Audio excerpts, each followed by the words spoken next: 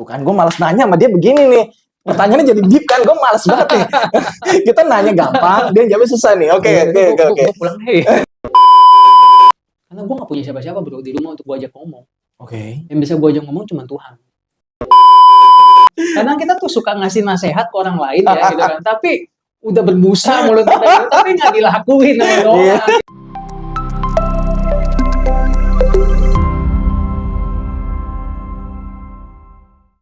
Teman-teman, kembali lagi bersama gua Rafael Vianto di channel gua Insight. Learn something new.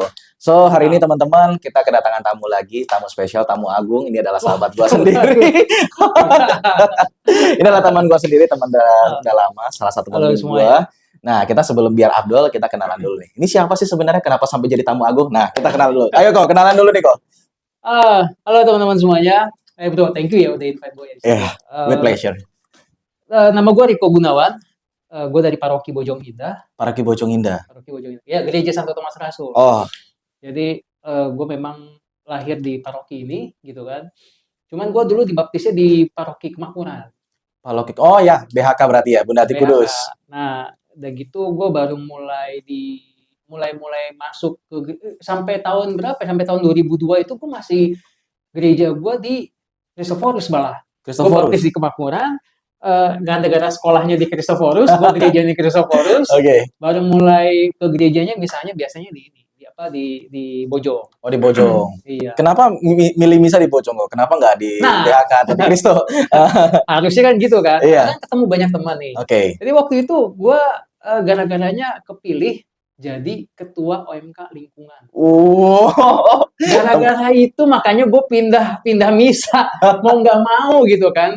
Dari Kristoforus biasa tempat gue main sama anak-anak sekolah SMA gitu kan. Nah, itu pas kuliah sebenarnya. Oh masih. Jadi udah mau nggak mau gue pindah ke Bojong misanya. Untuk ibadahnya di sana semuanya ya. Gitu deh. Jadi mulai tahu kan kenapa saya sebut tamu agung kan? Oke. Nah, kok kesehariannya apa aja nih kok? Koko bekerjanya di bidang apa? Mungkin teman-teman pengen tahu nih apa yang menjadi pekerjaan Koko, aktivitas Koko hari-hariannya apa tuh kok? Oke, sehari-hari gue bekerja sebagai life coach. Life coach, ya. Life coach ini mungkin nggak semua orang familiar dengan sebutan ini ya.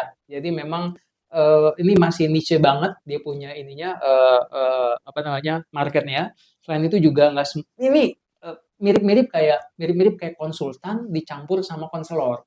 Konselor. Emang bedanya apa konsultan sama konselor? Ini beda tipis. Jadi gini aja. Kalau untuk ya konsultan itu kayak gue datang ke lu, terus kemudian gue kasih nih masalah nih. Terus lu tolong beresin dong. Udah konsultan udah beresin semuanya. Oh, oke. Nah, kalau konselor itu kan kayak lu lebih ngedengerin. Udah dengerin terus dicari tahu, kemudian mungkin dicari tahu juga masa lalunya seperti apa, kenapa bisa jadi kayak sekarang. Nah, akhirnya ya udah dicari tahu didapetin solusinya. Nah, kurang lebih sebenarnya di tengah-tengahnya. Tapi lebih daripada itu, tugas seorang coach adalah membantu coaching-nya itu untuk mendampingi dia selama perjalanannya, selama prosesnya itu step by step untuk mencapai apa yang diinginkan. Nah, I see. Yang pasti kalau misalkan jadi seorang coach itu coaching-nya itu harus coachable. Artinya orang-orang yang memang mau untuk berproses, bertumbuh, mau untuk berubah gitu, sesuai dengan keinginan dirinya sendiri. Bukan karena dipaksa sama konsultannya, bukan dipaksa sama konselornya, lu harus gini, harus gitu. Enggak, tapi memang semuanya itu harus datang dari dalam diri sendiri. Oh iya, berarti sesuai dengan kata orang ya, mau mendengar dan melakukannya ya. Kalau cuma mau mendengar dan nggak melakukan percuma rasanya itu ya. Itu dia. Karena kita tuh suka ngasih nasihat ke orang lain ya gitu kan, tapi udah berbusa mulut kita gitu, tapi nggak dilakuin sama orang gitu kan. Gue paham banget. Nah, tapi kalau sebagai coach enggak, kita enaknya adalah ya semuanya harus datang dari lu. Lu lakuin apa enggak, ya udah itu semuanya adalah sumbernya dari lu. Nah, selain itu gue juga aktif sebagai bukan aktif sebagai sih, tapi selain itu gue juga sebagai guru. Guru apa nih kok? Gue punya bimbingan belajar. Jadi di sini gue manage untuk gue ngajar sendiri, terus kemudian juga gue manage semuanya lah, administrasi, pembukuan, terus kemudian hubungan relasi dengan orang tua murid dan lain sebagainya. Wah, puji Tuhan. Berarti memang lu punya passion di mana untuk mendrive orang, mengcoach orang lu ya. Berarti emang passion lu di situ gue lihat ya. Di situ. Ya, ya. Dan di mana nih lu pertama kali nemuin passion lu di sini dan awal lu memutuskan untuk jadi life coach. Ini gimana nih bisa Ini diceritain? lucu nih. Nih, gue nemuinnya Ah, passion gue ini. ah, Gue nemuinnya pas lagi gue nyebrangin Kali Bojong Taman Kota naik motor, gitu ah, kan. ah, Tiba-tiba klik, gue pengen ngajar, gitu. gitu doang kok. Gitu dong. Sesimpel itu. Iya, oke enggak, tapi nggak sesimpel itu Oh, nggak sebenarnya. Tapi memang dari 2002 gue ngajar kan, Oke. gue ngajar sampai 2009. Nah di 2009 itu, ya pas gue lagi ngelewatin kali itu di tengah-tengah kali itu, tiba-tiba ngeklik, gue pengen ngajar nih. Oh.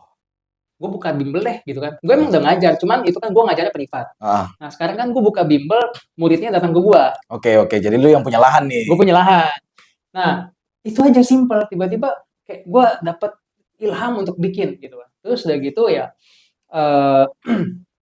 gue mulailah bikin. Awalnya nggak disupport sama orang tua. Oke. Ya soalnya karena waktu itu gue masih jalanin usaha orang tua, usaha keluarga lah, toko bangunan. Oke. Nah, asetnya kan banyak. Tahu banyak, sangat Nilainya juga besar. besar. Saya tahu. Terus tiba-tiba berubah jadi les-lesan Duit yang kecil nih. duit kecil nih kayaknya yang nggak ada, yang nggak kebayang lah sama orang tua gua gitu kan. Tapi ya udah dijalanin lama-lama, puji Tuhan sih makin lama bisa besar. Wah, puji Nah, Tuhan. ya gitu akhirnya gue coba 2013 itu gue rock bottom ya, jatuh sampai titik terendah. Habis itu gue waktu itu masih aktif pelayanan kan. Nah terus ketemu sama teman gereja yang di coaching juga. Oh, Gue belum waktu itu. Gue belum. coachingnya itu mulai 2015. Nah gue ketemu dia 2013 kan. Oke. Ngobrol kayak begini, dia kasih gue pertanyaan-pertanyaan. Gue mikir ya gitu kan. Iya. Terus abis itu kok pertanyaannya kok berasanya deep ya. Kayak dia ngomong enteng banget tapi kok gue mikirnya jadi dalam ya. Terus jadi bikin gue jadi mikir lagi. Oh iya, gue harus gini ya. Oh iya, jadi kayak gue terpancing untuk berubah, changing, untuk jadi bertumbuh lagi. Sebenarnya gue udah niat untuk, aduh deh, udah capek banget gitu sama hidup dah. Nah, itu 2013. Oke. Habis itu, dan disitulah gue bersyukur banget, gue menemukan tujuan hidup gue. Tujuan hidup. Tujuan hidup, Oke, apa tuh kok tujuan hidup ya? make a better living, make a better world. Make it a better place. Ya, mirip kayak lagu itu. Iya. Tapi gue menemukan itu bukan gue lagi dengerin Michael Jackson. Bukan. Oke. Gue waktu itu lagi ikutan LDK. Oke. LDK di Bojong untuk Latihan dasar kepemimpinan. Iya, Oke. untuk orang muda Katolik, Oke. untuk karaoke gue waktu itu. Nah, pas gue lagi jalan-jalan di taman tuh acara udah selesai. Gue jalan sendirian karena memang gue dikasih PR sama si coach gue itu kan, mentor gue. Terus gue lagi jalan, apa ya gitu. Gue mikir-mikir, akhirnya muncul dua kalimat itu. Gue pengen bikin kehidupan lebih baik, bikin dunia lebih baik. Jadi, aplikasinya adalah siapapun yang ketemu gue, hidupnya harus lebih baik. Oke. Kalau gue nanya lo nih, gue jadi tergelitik nih. Apa tuh? Tujuan hidup itu ditemukan apa diciptakan kok? Karena kan anak muda sekarang tuh sibuk, gue lagi nyari jati diri nih, gue nggak tahu nih masa depan gue mau jadi apa. Ya gue coba-coba dulu aja lah. Nah, ini menarik nih. Ditemukan apa diciptakan? Ditemukan Atau diciptakan? atau diciptakan? Bisa dua-duanya. Tuh kan, gue malas nanya sama dia begini nih. Pertanyaannya jadi deep kan, gue malas banget nih. Kita nanya gampang, dia jawabnya susah nih. Oke. Gue pulang, hei. Gue aja kok yang pulang. Udah ya. Oke. Jadi bisa dua-duanya tuh gimana kok ceritanya? Bisa dua-duanya. Kalau ditemukan itu ya kayak ya seperti yang gue dapetin sendiri. Kayak waktu itu gue lagi jalan-jalan di taman, gue lagi mikir-mikir apa ya gitu kan. Liatin pohon gitu kan, terus liatin pemandangan sekitar, tiba-tiba klik. Ada istilahnya yang namanya desolasi sama konsolasi. Mungkin lu paham atau mungkin teman-teman di rumah paham ya. Jadi kayak desolasi itu adalah momen kayak lu lagi down banget, lagi sedih, lagi susah. Tapi kalau konsolasi itu kayak lu lagi happy. Enggak, gue sama sekali enggak lagi dalam situasi yang gue lagi happy banget, gue lagi sedih banget, enggak. Pada saat itu gue lagi datar aja, flat. Dan gue dapet itu. Nah, gue menemukan itu dan oh ternyata begitu ya. Nah, kalau diciptakan, ada juga yang diciptakan. Kalau diciptakan itu mungkin kayak lu masih cari tahu dulu, lu gali dulu nih.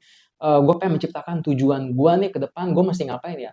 Nah, sama aja kayak lu eh, bermimpi untuk eh, pergi ke, ya kayak NASA pengen pergi ke bulan. Yes. Itu kan menciptakan imajinasi manusia, diciptakan tujuan hidup gue pengen ke bulan. Gue pengen. Nah, kalau Elon Musk kemana? Ke Mars. Oh. Gue pengen mencari kehidupan lain di luar planet bumi ini gitu kan. Karena bumi ini udah makin lama makin penuh. Itu kan imajinasi. Tujuan hidup gue adalah untuk menciptakan tempat yang kondusif, tempat yang bagus untuk ditinggali oleh manusia. Nah, jadi tujuan orang bisa ditemukan, bisa juga diciptakan. Oke. Ini pertanyaannya sebenarnya bisa diarahkan lebih panjang nih. Tapi kayaknya hari ini kita jangan membicarakan ini dulu ya. Oke. Soalnya ada hal yang pengen aku Minum ciptakan. dulu, Pak. Silakan. Gue juga minum dulu. Sayangnya nggak ada sponsor nih. Mungkin teman-teman ada yang mau sponsor setelah lihat ini ada sponsor boleh ya langsung kirim aja ya. Oke. Kok kan dari awal tadi gue tiba-tiba udah dengar Koko itu udah jadi ketua kepemudaan OMK gitu ya. Nah, Lingkungan ya. Lingkungan. Oke. Nah, sekarang pengen nanya nih kok. Sekarang sibuk pelayanan apa aja?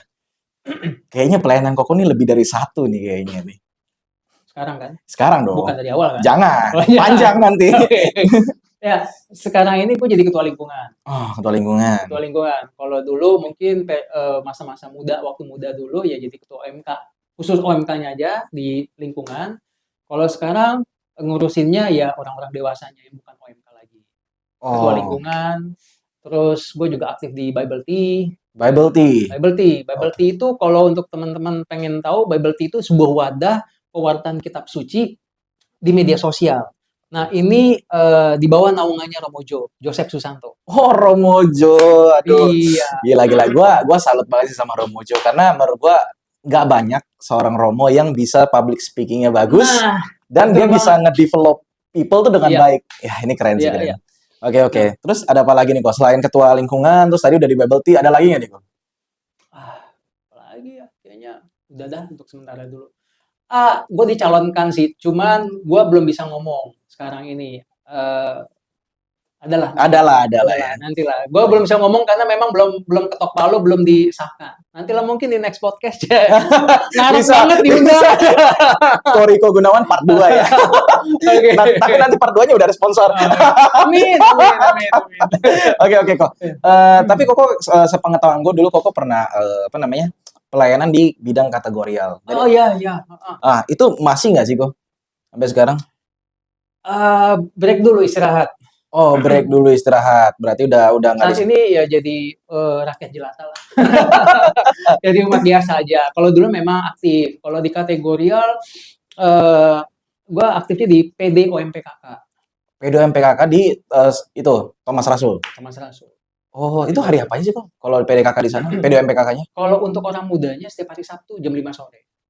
Oh, sore ya dia ya? Sore. Hari Sabtu lagi. Oh iya juga. Ini luar biasanya ya di PD ya, kayak Sabtu tuh orangnya weekend, waktunya orang pacaran gitu kan. Lu bikin prayer meeting gitu, pertemuan doa gitu. Orang di mana anak muda tuh kebanyakan milihnya ke mall segala macam. Ini sih luar biasa sih PD-nya sih. Tapi gue coba berpikiran positif kok. Biasanya yang kayak gini, yang mau mengorbankan diri untuk datang ke sini, jodohnya pasti di situ. So buat teman-teman yang mau nyari yang cewek-cewek yang cinta Tuhan, cowok-cowok yang cinta Tuhan, datangnya ke PDOMPKK. Iya. Oke kok. Koko pelayanan itu kalau boleh tahu dari tahun berapa mulai pertama kali meletakkan kaki pada pelayanan? 2002. 2000. Ini untuk pelayanan gereja ya, bukan pelayanan secara general, tapi pelayanan di gereja itu 2002. Itu tadi ketua OMK lingkungan. 11 tahun dong kok. 2002 kan? 2002. Sekarang 2023, 11 tahun dong. 21 tahun kan? 21 tahun. Wow. Kalau boleh tahu nih, apa yang bikin Koko tuh betah mau melayani selama 21 tahun? Kan ada orang yang pelayanan baru 3 bulan, mundur, 2 bulan, mundur. Lu tahu, ini jujur-jujuran ya. Iya. Gue jujur-jujuran. Gue waktu itu pas lagi awal-awal tuh ya, gue nggak tahu, gue dapet limpahan aja amanah. Gue jadi ketua OMK, itu gara-gara cuma gini, hari ini kita pertemuan mau bahas apa ya? Gitu doang. Iya, gara-gara gue nanya itu, 2-3 tahun kemudian, sama kejadian berulang. Gue jadi ketua OMK wilayah gara-gara gue nanya hal yang sama di pertemuan lingkungan, gara-gara mau bikin acara 17 Agustusan di gereja. Ah, Ini kita ngapain? Gitu kan. iya iya iya. Gitu. Nah, gue nggak habis mikir sih. Nah, kalau yang di tahun 2002 juga, gue kan jadi ketua komisariat Fakultas Hukum Untar. Mm. Nah, itu juga gue dikasih amanah. Seumur hidup gue, dari tahun 2002 sampai, selama seumur hidup pelayanan, dari 2002 sampai 2023 sekarang ini, gue nggak pernah minta untuk, gue mau dong. Enggak. Tapi gue kebanyakan karena gue ditunjuk. Gue diminta tolong. Gue nggak tahu dapat dari mana itu orang-orang gitu kan ya.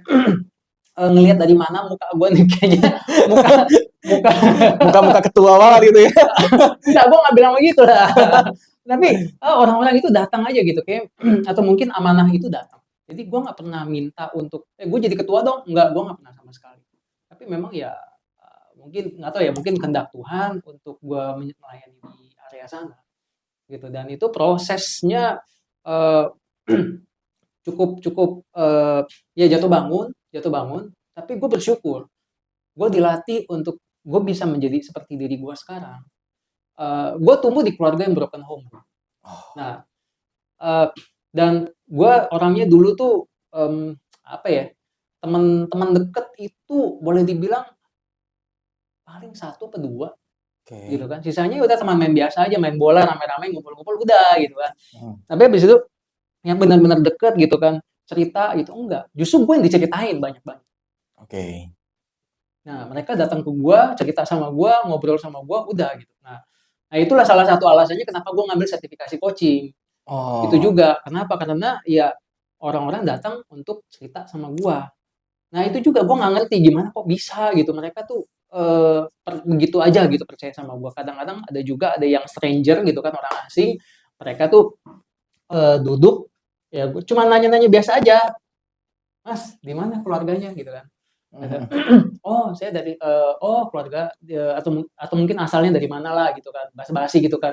Ini ketemu di halte loh, Itu halte. di halte. Oke. Terus lagi nunggu bis gitu kan. Terus ngobrol dan mau kemana Mas gitu kan, nanya awal-awal gitu kan. Terus oh gitu, oh asal mana gitu nanya. Terus dia nyanyi balik juga. Oh, udah gitu akhirnya dari pertanyaan-pertanyaan itu padahal pertanyaannya sederhana aja dan kemudian dia mulai cerita hidupnya kayak gimana. Dia merantau di Jakarta. Terus kemudian bla bla bla bla dia cerita panjang banget 1/2 jam gitu kan. Bus udah lewat 2 kali nih gitu. Iya. Bus gue gitu. Bos lu udah lewat Bus nih. gue itu. Ya udah Oke. gitu. Oke. Nah, itu yang terjadi. So kalau ditanya ya balik lagi ke pertanyaan semula yang tadi lu bilang untuk pelayanan ya gue nggak pernah minta sih untuk gue ditempatkan di situ atau gue jadi ketua gue nggak pernah minta. Nah, apa yang membuat lu stabil, pengen terus melayani? Kan tadi pertanyaannya adalah kenapa lu mau sampai 20 tahun melayani? Kadang ada orang yang pengen. Oh iya Ya. itu belum. Jadi setelah itu pertama karena amanah, yang kedua itu karena luka batin. Luka batin bisa bikin lu pelayanan. Di mana-mana luka batin bikin lu jauh loh dari sesuatu yang baik. Tapi oke, ini menarik nih. Gue pengen denger nih. Nah, gue kan di rumah cuman bokap, nyokap sama gue yang tinggal. Oke. Ada abang gue, tapi dia jarang di rumah lah. Oke. Dia kerja gitu kan. Jadi mungkin juga karena broken home, abang gue juga nggak terlalu betah di rumah. Nah, gue di rumah yang ngadepin orang tua gue semuanya. Dan gue sering banget kalau misalkan di rumah itu dibangunkan pagi-pagi itu ya dibangunkan dengan teriakan. Oh. Kayak ya ya sebenarnya broken home ya juga gue nggak bisa salahin orang tua gue juga karena ini faktor eksternal sih. Kayak bokap gue tuh dilaser buta terus malpraktek terus emosinya jadi nggak stabil, biasanya pekerja keras ya udah akhirnya ribut dulu lah gitu lah. Nah, gue berhadapan dengan itu terus bertahun-tahun kadang-kadang gue juga nggak betah juga. Tapi setelah gue tapi gue berdoa juga ya, gue berdoa di rumah lah karena gue nggak punya siapa-siapa bro di rumah untuk gue ajak ngomong. Oke. Yang bisa gue ajak ngomong cuma Tuhan. Dan gue nggak tahu, ya nggak tahu juga ya, mungkin kalau gue, diri gue yang sekarang ini berpikir bahwa itu adalah Roh Kudus yang mengarahkan gue. Gue belum dibaptis waktu itu, bahkan Tuhan yang mengarahkan gue. Jadi kalau dipuji syukur, sorry, dulu ada bakti ya, Dulu ada ada bakti. bakti. Tapi kalau Kelihatan nih generasinya ada bakti ya. ketahuan deh. Langsung bilang puji syukur tadi. Oke. Nah gitu, itu tuh di buku itu ada yang namanya doa-doa lah. Oke. Nah, karena gue nggak ngerti cara berdoa yang gimana spontan, gue mulai baca di doa itu, doa di puji syukur, pada bakti itu gue bacain aja doa dari sana. Akhirnya di situ kayak gue makin punya hubungan lah dekat dengan Tuhan. Sebenarnya gue juga nggak tahu itu deketnya gimana gitu, karena kan gue nggak ngerti apa-apa, gue otodidak semuanya, belajar sendiri. Oke. Kalau ditanya ada orang yang ngarahin gue iman gue untuk Yesus, ada nggak? Nggak ada. Nggak ada. Tapi gue dari SMP itu ya gue belajar untuk broken home-nya kan mulai dari SD kelas, ya SMP kelas 1 lah. Nah, situ mulai ribut-ributnya. Ya gue mendekatkan diri sendiri aja langsung ke Tuhan gitu, pelan-pelan. Tapi Tuhan arahkan sih, Tuhan pandu jalan gue. Ditanya gue peka sama suara Tuhan nggak? Pada saat itu apalagi, belum dibaptis, nggak ada yang bimbing gue sama sekali, ya cuman otodidak aja gitu, bisa mungkin. Nah, abis itu waktu udah mulai tahu nih, gara-gara aktif di lingkungan gitu kan ya, di wilayah, jadi tahu. Terus akhirnya mulai tuh ngumpulin anak-anak OMK. Di satu sisi gue luka batin, tapi gue mesti mimpin anak-anak ini, ngelit anak-anak ini jadi ketuanya. Gue masih ngapain dong? Gue nggak tahu apa-apa. Gue ikut cap, habis ikut cap, di situ gue dibina lah ya. Terus itu baru masuk ke PD-nya, PD ke Komsel dulu lah, terus kemudian PD. Udah di situ. Nah dari di Komsel terus kemudian ikutan PD waktu itu, gue mulai dibukakan. Gue ikut luka batin juga waktu itu. Luka batin, SADR juga gue ikut. Jadi ya diajakin teman sih. Terus disitulah gue baru terbuka, ini tuh ternyata gue ada luka nih di sini, ada sakit hati. Terus kemudian dan di sini gue diterima. Gue merasa gue diterima di sini. Kayak gue dipulihkan. Gue akhirnya menemukan sebuah wadah, sebuah tempat di mana gue bisa jadi diri gue sendiri nih. Nah akhirnya gue dikasih kepercayaan untuk jadi, ditambahin lagi nih pelayanannya untuk jadi Orbit Humas waktu itu. Orbit Humas. Jadi gue menjalin hubungan dengan PD-PD yang lain. Jadi gue udah mulai ikut PD nih. Gue udah mulai ikut PD. Dan gue udah mulai keliling-keliling gitu kan, ke PD-PD. Terus gue ya silaturahmi lah ibaratnya kita. Habis itu, ya karena itu, gue makin aktif. Kenapa? Karena di rumah berantem melulu. Jadi lu ngecas di luar. Gue ngecas di luar. Di satu sisi, gue melarikan diri sebenarnya. Kalau gue jujur, itu gue sebenarnya gue melarikan diri. Oke. Tapi gue sadar, gue nggak bisa terus-terusan kayak gitu. Ketika gue udah sadar, gue balik ke rumah. Kalau dulu gue diem, kalau nyokap bokap gue berantem nih, gue diem. Atau mungkin gue keluar dari rumah, gue main ke rumah teman gue. Tapi kalau setelah gue disadarkan, setelah gue mulai tumbuh iman gue di situ, gue mulai tuh gue doain bokap nyokap gue. Dan yang paling gilanya lagi adalah, sorry gue sebut kata gila ini kenapa, ini ekspresi gue yang luar biasa banget terhadap doa Rosario. Jadi gue Rosario juga. Nah ini sering banget ya, sering banget tuh kayak Rosario itu benar-benar nyelamatin hidup keluarga gue sih dari perceraian. Bokap nyokap gue dari berantemnya itu, bayangin bro, mereka berantem nih, satu di kamar, satu di dapur, nyokap gue di dapur, berantem tuh gitu kan, pang gitu ya. Terus gue keluar dari kamar, terus ini apa lagi ributin gitu kan ya. Terus ya udah, gue langsung mulai aja dalam hati bro, aku percayakan Allah Bapa yang Maha Kuasa, pencipta langit dan bumi dan akan Yesus. Gua belum selesai aku percaya itu udah reda. Sunyi, hening. Lu bisa dengerin jarum jatuh.